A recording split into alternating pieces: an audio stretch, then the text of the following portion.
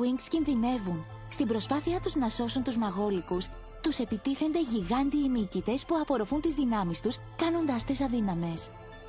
Για να συνεχίσουν την αποστολή τους, πρέπει να ζητήσουν τη βοήθεια μιας νεράιδας που ξέρουν, η οποία όχι μόνο θα τις σώσει, αλλά θα τις οδηγήσει και στην καρδιά του δάσους του Λυμφαία.